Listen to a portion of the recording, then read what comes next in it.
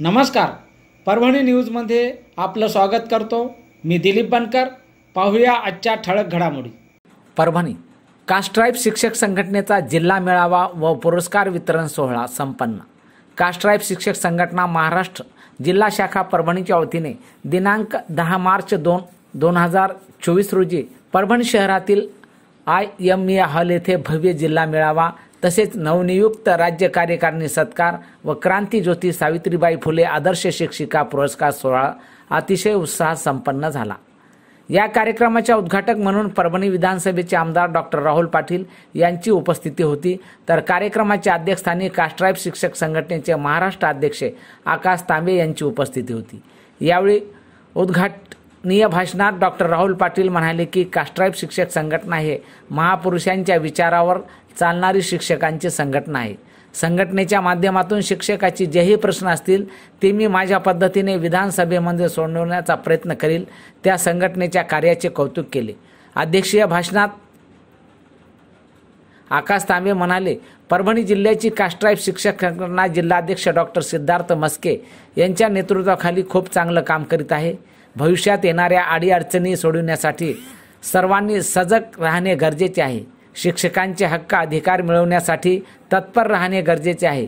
जुनी पेन्शन लागू करण्यासाठी पुन्हा नव्याने लढा उभारणे गरजेचे आहे। ते यावेळेस म्हणाले, संघटनेच्या वतीने राज्यस्तरावर भव्य भीम महोत्सव घेण्याचे त्यांनी वेळेस सांगितले। यावेळी मंचावर कामगार नेते भाई कीर्तिकुमार बुरांडे, शिक्षण विस्तार अधिकारी जिंतूर मंगेश नरवाडे, राजू सोनोने, अध्यक्ष सम्यक युवा मंच सुभाष आमले, गट शिक्षण अधिकारी परभणी उमेश गायकवाड, कनिष्ठ प्रशासक अधिकारी जिंतूर, जिल्हाध्यक्ष डॉक्टर सिद्धार्थ मस्के, रवींद्र पालवे, राज्य सरचिटणीस किरण मानवतकर, राज्य कार्याध्यक्ष आणि राज्य संघटनेच्या इतरही पदाधिकाऱ्यांची प्रमुख उपस्थिती होती। यावेळी मान्यवरांच्या हस्ते महिला शिक्षकांना क्रांती ज्योती सावित्रीबाई फुले आदर्श शिक्षिका पुरस्कार देऊन त्यांच्या कार्याचा गौरव करण्यात आला। कार्यक्रम यशस्वी करण्यासाठी डॉक्टर सिद्धार्थ मस्के, धम्मपाल उघडे, राधा श्याम वाढवे, शंकर भारशंकर, मारुती वाघमारे यांनी प्रयत्न केले।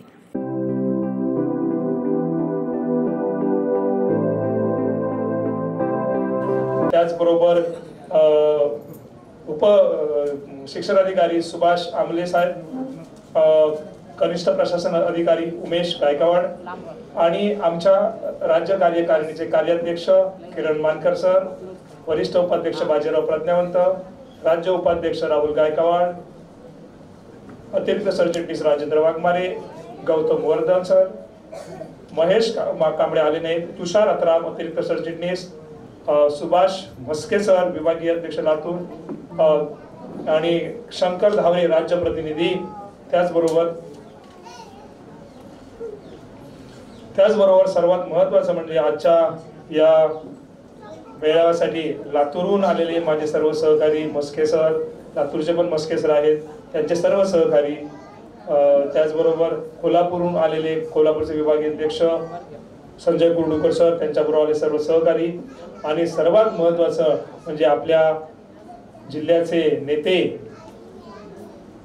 डॉक्टर सिद्धार्थ मस्के सर आणि त्यांच्या बरोबरीने काम करणारे आपण सर्व, धम्मपाल उघडे सर, राधेश्याम वाडवे, शंकर भारशंकर, मारुती वाघमारे, जिल्हा संघटक नितीन एनगे, राम गटे, नामदेव हजारे, गौतम हजारे, विलास साळवे, सर्व मान्यवर या ठिकाणी उपस्थित महिला प्रतिनिधी आहेत। सर्वांना या ठिकाणी मी सर्वांचं इथं कौतुक करतो की परभणी जिल्ह्यामध्ये अतिशय क्रांतिकारक असं एक पाऊल या जिल्ह्याने टाकलेलं आहे। मी अशा मुद्दामच सांगतोय की डॉक्टर सुभाष मस्के यांच्या रूपाने तुम्हाला एक डॉक्टर सिद्धार्थ मस्के यांच्या रूपानं परभणी जिल्ह्याला एक अभ्यासू आणि एक लढाऊ असं नेतृत्व मिळालेलं आहे। मला यापूर्वी काय घडत होतं ते माहित नाही, परंतु शिक्षक संघटनेच्या माध्यमाने जे टक्केवारीचं राजकारण होतं, जे दलालीचं राजकारण होतं, ते संपवण्याचं काम या ठिकाणी जर केलं असेल तर या परभणी जिल्ह्याच्या नेतृत्वाने केलेलं आहे, तुम्ही सर्वांनी केलेलं आहे। आणि आमच्या पुढील दिशा जी आहे, कार्याची दिशा जी आहे, ती तुम्ही महाराष्ट्राला आदर्श घडवून दिलेली आहे, म्हणून तुमचं सर्वांचं या ठिकाणी मी अभिनंदन करतो। मित्रहो, कास्टाफ शिक्षक संघटना महाराष्ट्रामध्ये काम करत असताना डॉक्टर बाबासाहेब आंबेडकरांचा विचार, बाबासाहेब आंबेडकर हे एकमेव आमचे नेते आहेत. बाबासाहेबांच्या पेक्षा कोणी मोठा नेता नाहीये. आणि बाबासाहेबांच्या विचाराचं काम कोण करणार नसेल, बाबासाहेबांच्या विचाराची प्रतारणा करणार असेल तर या संघटनेमध्ये त्याला स्थान नाही. बाबासाहेबांनी सांगितलेला विचार आहे तो पुढे घेऊन जाण्यासाठी आम्ही सर्वजण कटिबद्ध आहोत. आज या ठिकाणी महिला भगिनी आहेत. मला सांगायला खूप कौतुक वाटतं की आज सावित्रीबाई फुलेंची पुण्यतिथी आहे. मी त्यांना पहिल्यांदा विनम्र अभिवादन करतो. सर्व महामानवांना या ठिकाणी विनम्र अभिवादन करतो. आम्ही 8 मार्चला साताऱ्यामध्ये सावित्रीबाई फुलेंचं जन्मगाव आहे नायगाव, त्या ठिकाणी राज्यस्तरीय आपण महिला मेळावा घेतला. त्यांच्या जन्मगावी नायगाव मध्ये साजरा केला. मला इथे उपस्थित असलेले सर्व सत्कार ज्यांचा आता आदर्श शिक्षिका अर्थात सावित्रीबाई फुलेंच्या नावानं आपण जो पुरस्कार देतोय या उपस्थित असलेल्या सर्व महिलांना मला या ठिकाणी विनंती करायची आहे की भगिनींनो, तुमच्याकडे फार मोठी जबाबदारी आता येते. या पुरस्काराच्या रूपाने तुम्हाला एक जबाबदारी आम्ही देऊ करतोय. कारण सावित्रीचा विचार, तो संस्कार जो आहे तो तुम्हाला रुजवायचा आहे. आजच्या महिला खूप सुशिक्षित आहेत, खूप साक्षर झाल्यात, सुशिक्षित आहेत. आणि खरोखरच मगाशी एका वक्त्याने सांगितलं की मी सुद्धा पाहतोय की पहिल्या नंबरात येणारे जे आम्ही नंबर काढतो पहिले तीन मुलीच असतात. हा माझा गेल्या 8-10 वर्षाचा अनुभव आहे. पण इतक्या चांगल्या पद्धतीनं गुणवत्ता संपादन करण्याचं काम आज महिला करतायत, मुली करतायत, मला त्याचा अभिमान आहे.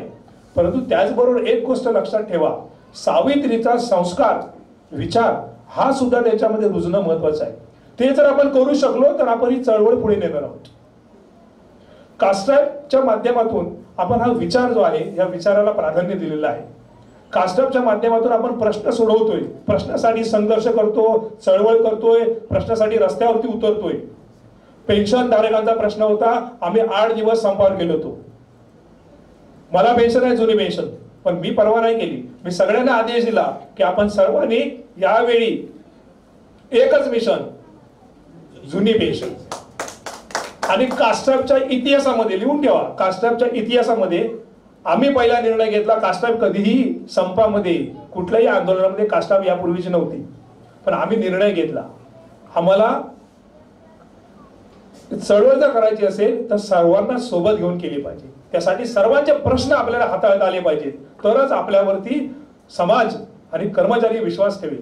आणि तो प्रश्न आज आपला पूर्ण संपलेला नाहीये, परंतु शासनाला आपण दबाव गटाच्या माध्यमातून काही. दुसरा त्या ठिकाणी महत्वाचा प्रश्न आहे. 13 जुलैला शिक्षण मंत्री महोदय दीपकभाई केसरकर यांच्या दालनामध्ये आमची बैठक झाली.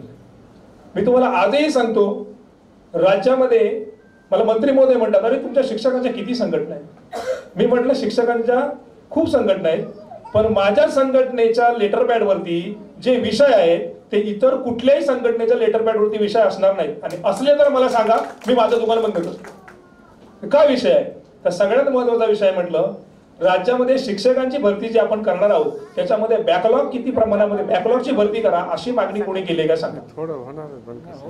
एकमेव मागणी होती आमची. आणि मागच्या 40 वर्षामध्ये हे जे सर्व जे आता जे आपले मागासवर्गीय अनुसूचित जाती जमाती असतील, भटक्या विमुक्त जमाती असतील किंवा ओबीसी असतील, हे जे सगळे आज शासकीय सेवेमध्ये आहेत, मग शिक्षक असो नाही अन्य कुठल्याही सेवेत असो, याचा सर्व श्रेय जे जातो हे कास्टाफला जातो.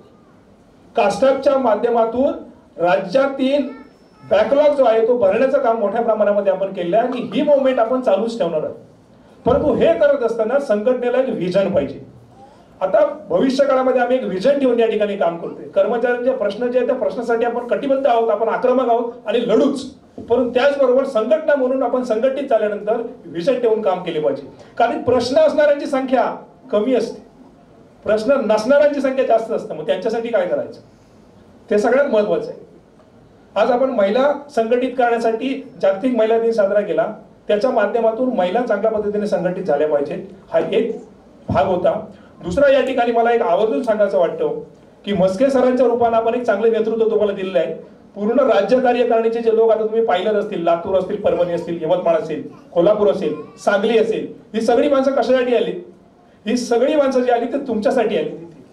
मस्के सरांच्या वरती कौतुकाची थाप मारण्यासाठी इथं आलेली आहे की या जिल्ह्यामध्ये ज्या प्रस्थापित स्वतःला समजणारे टक्केवारीचं राजकारण आहे ते मोडीत करायचं आहे आणि एक स्वच्छ चांगलं नेतृत्व देऊन संघटनेचं काम चांगल्या पद्धतीने वाढण्यासाठी या ठिकाणी सर्वजण आलेले आहेत. त्याबद्दल मी त्यांचं कौतुक करतो. प्रश्न दुसरा आहे, मला इथं आल्यानंतर सगळ्यात महत्वाची बाब आहे की डॉक्टर सिद्धार्थ म्हस्के सरांना आम्ही राज्य कार्यकारिणीवर का बरं घेतलं. त्याचं कारण आहे, मी इथं आलेला पाहिलं की इथे एक छान गायनाचा कार्यक्रम होता आणि सर्वांना त्यांनी ऊर्जा देऊन गेली. कार्यक्रम जरी उशिरा सुरू झाला तरी येणाऱ्या प्रत्येक माणसाला इथं आल्यानंतर एक ऊर्जा मिळाली, अशी ती स्फूर्ती गीतं या ठिकाणी गायली गेली. ही जी संकल्पना जी आहे हे डॉक्टर म्हस्के सरांची आहे. आणि म्हणून भविष्य काळामध्ये आम्ही आता एक संकल्प केलाय सर,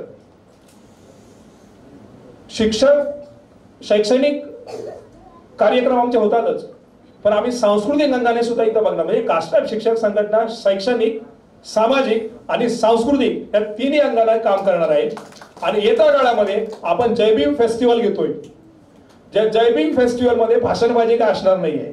जयभीम फेस्टिवल मध्ये प्रबोधनाच्या पातळीवरती आपले जे कलाकार आहेत, इथं बसलेले बरेच जण नामवंत कलाकार आहेत, ते भाषण करणार नाही पण उत्कृष्ट गायन करतील, उत्कृष्ट कविता करतील. असे जे कलाकार आहेत त्या कलाकारांना हे विचारपीठ उपलब्ध करून देण्यासाठी आम्ही येत्या काळामध्ये सांस्कृतिक महोत्सव करतोय आणि तो जयभीम फेस्टिवलच्या नावाने आपण सांस्कृतिक महोत्सव करतोय आणि त्यासाठी ती जबाबदारी डॉक्टर म्हस्के सरांवर द्यायची आहे. म्हणून मी त्यांना राज्य कार्यकारिणीमध्ये घेतलेलं आहे. ही अशी जी आपली गुणवान माणसं आहेत, सगळ्याच माणसांमध्ये सारखे गुण नसतात. काही माणसं खूप गुणवंत असतात, त्यांना भाषण करता येत नाही, पण त्यांच्याकडे जे टॅलेंट आहे त्या टॅलेंटचा वापर केला पाहिजे. अजून एक गोष्ट महत्वाची तुम्हाला सांगायची आहे बंधूंनो, की सगळ्यात महत्वाचं आहे शिक्षण. आणि शिक्षणाची व्याख्या आता बदलली आहे. मगाशी आमदार महोदयांनी पण सांगितलं, माझ्या बाजूला बसलेले आपले उपशिक्षण अधिकारी त्यांनी पण सांगितलं, शिक्षणाची डेफिनेशन बदलली आहे. काळाबरोबर आपण बाबासाहेबांनी पण सांगितलं होतं, उच्च शिक्षणाशिवाय तुम्हाला तरुणोपाय नाहीये. आता उच्च शिक्षण म्हणजे स्पर्धात्मक शिक्षण झालेलं आहे. आपल्याकडे काय होतं, 10वी-12वीचे जे मार्क्स असतात ना, त्या मार्क्सवर तुम्ही जाऊ नका, ती गुणवत्ता नाही राहिली आहे. आता तुम्हाला स्पर्धात्मक शिक्षणामध्ये जेई असेल, नीट असेल किंवा MPSC असेल, UPSC असेल, या सगळ्या परीक्षांच्यासाठी आपण आपला विद्यार्थी तरबेज करा. येणारा काळ खूप स्पर्धात्मक आणि कठीण काळ आहे. तुम्हाला माहिती नसेल, याच्यावर पण बोललो नाहीये, नवं शैक्षणिक धोरण जे येत आहे हे बऱ्याच लोकांना समजलेलं नाहीये. त्यामुळे आपले सुद्धा जे लोक आहेत ना मागासवर्गीय, ते सुद्धा कौतुक करतायत. तुम्हाला सांग, बरेच ना, म्हणजे काही तर नाही. तुम्हाला सांगतो, मी परवा प्रशिक्षण केलं, त्याच्या अगोदर तो मसुदा मी वाचला होता. चातुर्वर्ण व्यवस्था, 12 बलुतेदारांची व्यवस्था यांना पुन्हा आणायची आहे, त्यासाठी हे प्रयोजन चाललेलं आहे. म्हणजे आता आम्ही जे शिक्षण घेऊन इथपर्यंत आलो, ते शिक्षण जे होतं, ती शिक्षण व्यवस्था होती ती चुकीची होती असं सांगण्याचा प्रयत्न. म्हणजे आतापर्यंत आपण बघितलंय की 70 वर्षामध्ये काहीच केले नाही, 70 वर्षामध्ये काहीच केलं नाही हे बोलून सांगून झालं. आता शिक्षणामध्ये सुद्धा म्हणे 70 वर्षामध्ये काही केलं नाही. आणि आम्ही जे आता नवीन शैक्षणिक धोरण आणलं ते अतिशय उत्कृष्ट आहे. आणि या शैक्षणिक धोरणामध्ये रोजगार विमुख आहे. आता काय रोजगार देणार आहे, तर म्हणजे पारंपरिक व्यवसाय जे आहेत तुमचे ते तुम्ही करायचे, तुमचे पारंपरिक व्यवसाय तुम्ही करायचे. म्हणजे कळलं का, 12 बलुतेदार ही जी सिस्टीम आता येते, फार येणारा काळ जो आहे तो खूप आव्हानात्मक आहे. तुम्हाला एक सांगतो मित्रांनो, वाईट वाटून घेऊ नका, आपली जी पिढी आहे म्हणजे माझी आणि तुमची पिढी ही सगळ्यात सुस्त पिढी आहे. कारण आम्ही जे आज मिळवतोय ना, आम्ही जी फळं चाकतोय, म्हणजे 5वा वेतन आयोग, 6वा वेतन आयोग, 7वे वेतन आयोग, याच्यामध्ये आपण सगळे खुशाल छान मस्त आहोत. आपल्याकडे सगळं मिळालं आपल्याला. पण याच्यासाठी संघर्ष केला होता आपल्या मागच्या पिढीने. म्हणजे माझे वडील शिक्षक होते, 100 रुपये पगार होते त्यांचा, आणि त्यांनी मला सांगितलं विनांदोलन काळ पण त्यांनी बघितला, विनांदोलनमध्ये काम केलं. त्या पिढीने संघर्ष केल्यानंतर मधली जी आमची पिढी होती, त्या मधल्या पिढीने 25 वर्षामध्ये शैक्षणिक चळवळ जी आहे ती चळवळ गतिमान केली नाही. आणि त्याच्यामुळं ही परिस्थिती जी पेन्शन म्हणतो ना, ही जुनी पेन्शन योजना बंद झाली. त्याचं कारण आमची पिढी आहे, हे मान्यच करावं लागेल. जर का आम्ही संघटित राहिलो असतो, चळवळ शैक्षणिक चळवळ सुरू ठेवली असती, तर शासनाची हिंमत झाली नसती की ही नवीन स्कीम पेन्शनची आणली पाहिजे. या सगळ्या गोष्टी आपण नीट समजून घ्यावा. मला तुम्हाला खूप मोठी आव्हान आहे त्या ठिकाणी. शासनाची ही जी आता जी परिस्थिती आहे, केंद्र शासन असेल किंवा राज्य शासन, ज्या विचारांचं हे सरकार आहे, हे विचार फार घातक आहेत आपल्यासाठी. आणि सर्वात जास्त लवकर बळी जो जाणार आहे ना, तो आपला जाणार आहे, मागासवर्गीयांचा बळी जाणार आहे, हे लक्षात ठेवा. त्यामुळे ज्यावेळी आपण एखाद्या राजकारणाचे ज्यांचे झेंडे हातात घेतो, त्यावेळी विचार करा आणि सगळ्यात महत्त्वाचं मला अजून एक सांगायचं आहे, कास्ट्राईब ही फक्त कर्मचाऱ्यांच्या प्रश्नापुरती संघटना नाही आहे, ही सामाजिक आणि सामाजिक परिवर्तन घडवून आणणारी संघटना आहे. म्हणून योग्य वेळी राजकीय पातळीवरती सुद्धा निर्णय आपल्याला घ्यावे लागतील आणि आपण ते घेऊ. निवडणुकीमध्ये माझं काम काय आहे, तर निवडणुकीमध्ये मी निवडणूक अधिकारी आहे, अ आहे, ब आहे, क आहे, चला माझं एवढंच काम आहे, मला भत्ता मिळेल म्हणून चालणार नाही. निवडणूक अधिकारी म्हणून तुम्ही काम करत असलात तरी तुमची दुसरी बाजू जी आहे, तुम्हाला सामाजिक परिवर्तन करायचं आहे आणि सामाजिक परिवर्तन करायचं असेल तर राजकारणाशिवाय पर्याय नाही. राजकारणामध्ये त्यावेळी ती भूमिका आपल्या ज्या चळवळीतल्या सर्व संघटना त्या सर्व संघटनांनी घ्यायला पाहिजे. मी माझ्या या शिक्षक संघटनांमध्ये अनेक संघटना आहेत आपल्या विचाराच्या, त्या सगळ्या संघटनांचं मी एक युनिट तयार करतोय. त्यांना सांगितलं बाबांनो, कारण कसं असतं आपल्यामध्ये एक शाप आहे की सगळ्यांना अध्यक्ष व्हावं असं वाटतं.